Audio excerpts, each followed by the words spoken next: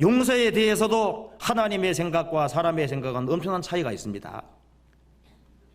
사람 생각으로는 저런 인간은 절대 용서받지 못할 거다. 그 자기 생각입니다.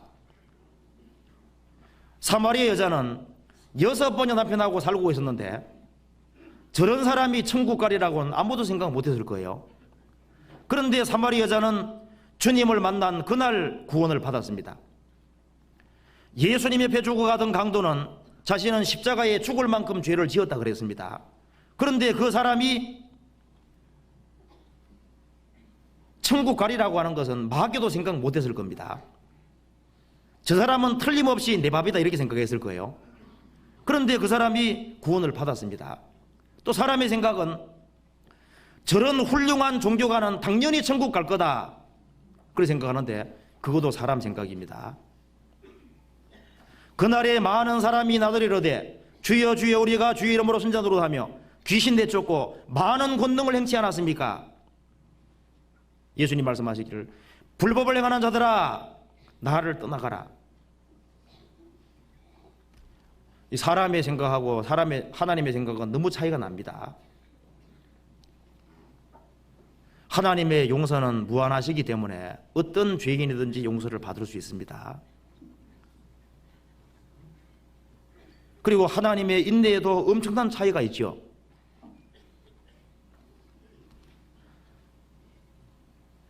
아담 때부터 노아 때까지 하나님께서 정말 오래 참으셨다 그랬습니다. 죄악이 아주 꽉 들어찰 때까지 하나님께서 오래 참으면서 돌아오기를 기다렸다 그랬습니다. 사람들이 하나님께 악담하고 하나님을 모독하는 발언할 때도 하나님은 참고 계셨습니다. 그래서 이제는 더 이상 돌이킬 수 없을 때 그때에 한해서 하나님께서 심판을 내린 겁니다. 하나님의 인내는 크기 때문에 어떤 사람 말하기를 내가 담배 피우는 동안에 하나님 나타나서 나를 죽이라고, 그렇지 않으면 하나님 안 계신 거라고. 그렇게 말해도 하나님 어떻게 합니까? 가만히 계시거든요. 막 하나님을 향해서 막 악당하고 저주해도 하나님께서는 인내가 크신 분이기 때문에 당장 형벌 안 하십니다. 우리가 구원받고 나면은 하나님께서 나에 대해서 정말 오래 참으셨다는 걸 알 수 있습니다. 여호와는 노하기를 더디하신다 그랬죠. 사람이 돌이킬 수 있도록 충분한 시간을 주시는 분인 겁니다. 왜? 사랑하시기 때문에. 구원받고 난 이후에도 잘못하는 게 많지 않습니까? 근데도 그 구원받은 사람이 그 올바로 살기를 믿으시고 그리고 구원받은 사람에 대해서 끝까지 인내를 가지고 그 도와주시는 걸 우리가 알고 믿을 수 있어요. 그리고 하나님이 행하시는 일의 스케일도 또 사람의 생각하고 또 너무 다릅니다. 사람은 길게 세우면은 뭐 10년 계획, 100년 계획 하지만은 사람 중에 누가 1000년 계획을 세우는 사람은 없지 않습니까? 그런데 하나님의 스케일은 너무 다릅니다. 하나님은 이 천지를 창조하신 분이에요. 인간 역사는 하나님의 장대한 스케일을 보여주고 있는 겁니다. 영원 속에서 계획을 세우셨고 아담 때부터 예수님 오실 때까지가 적어도 4000년이 넘습니다. 4000년. 예수님이 초림하는데 그렇게 시간이 걸린 거예요. 재림하신다고 말씀하시고 지금 2000년 돼 갑니다.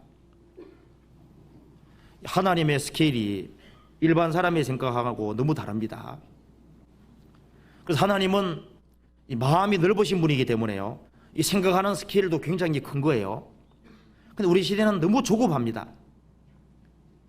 하나님께서 한 사람이 구원받고 구원받은 사람이 주님 앞에 갈 때까지도 무슨 계획을 가지고 있는 거예요.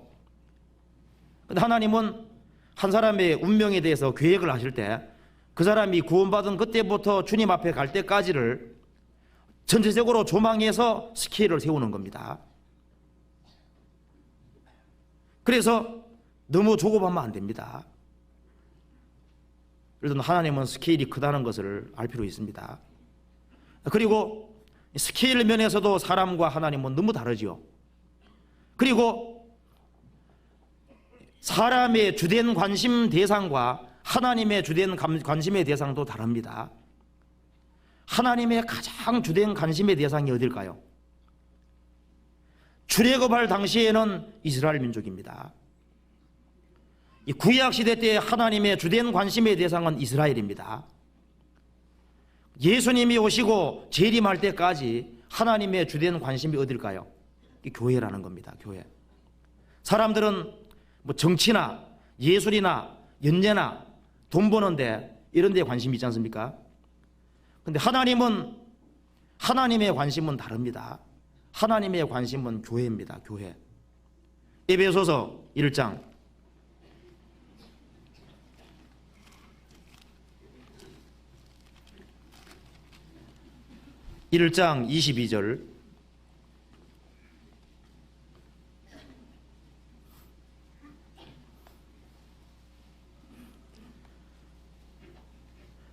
또 만물을 그 발 아래 복종하게 하시고 그를 만물 위에 교회로 주셨느니라. 교회는 그의 몸이니 만물 안에서 만물을 충만케 하시는 자의 충만이니라. 이 말씀에서 예수님을 만물 위에 교회의 머리로 주셨느니라. 이 말씀에서 만물 위에 뭐가 있습니까? 교회입니다. 이 만물이라고 하는 것은 해와 달과 별들을 다 포함하는 거예요. 이 우주를 다 포함하는 겁니다. 이 지구의 어떤 정치 세력보다가 이 해와 달과 별들보다가 이 우주보다가 더 위에 있는 것이 교회입니다. 그리고 교회의 머리가 예수님입니다. 교회는 그의 몸이니. 그러니까 교회는 만물 위에 있는 거예요. 만물 위에 있고 교회는 그리스도의 신부입니다. 그렇기 때문에 하나님의 가장 큰 주된 관심의 대상은 교회고, 교회와 교회가 하는 일, 그 주된 일은 구령입니다. 영혼을 건지는 거예요. 그래서 죄인 하나가 회개하면은 하늘에서는 회개할 것이 없는 의인 99보다 빠른다 그랬습니다. 하나님의 주된 관심은 교회고, 그리고 교회가 영혼을 건지는 일, 거기에 하나님의 관심이 집중되어 있습니다. 사람은 하찮게 생각할지라도 어린이 하나라도 그 상담에서 영혼을 구원하는 그 일, 그렇게 해서 영혼이 구원받을 때 하늘에서는 회개할 것이 없는 의인 99보다 더 기뻐하신다. 그 하나님의 주된 관심은 영혼을 건지는 일입니다. 그래서 그것이 사람하고 좀 틀립니다. 그래서 우리가 이제 구원받고 신앙이 성장한다는 것은 하나님의 생각에 자꾸 맞춰져 가는 겁니다.